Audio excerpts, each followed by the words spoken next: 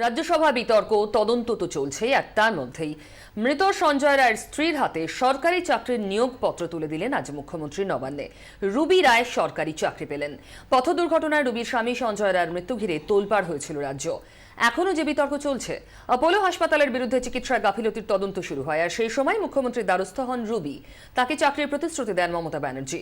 আজ সকালে মুখ্যমন্ত্রীর কালীঘাটের বাড়িতে পৌঁছন রুবি। সেখান থেকে নিজের গাড়ি করেই তাকে নিয়ে নবান্নে আসেন মুখ্যমন্ত্রী। রুবির হাতে পর্যটন উন্নয়ন পর্ষদের নিয়োগপত্র তুলে দেওয়া হয়।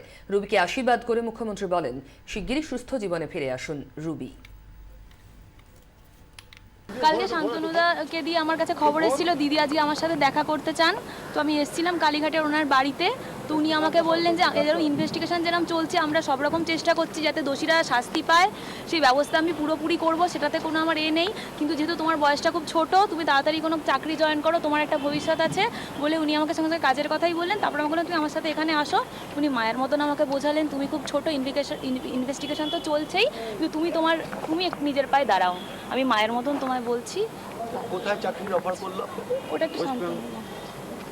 West Bengal tourism development corporation, West Bengal tourism.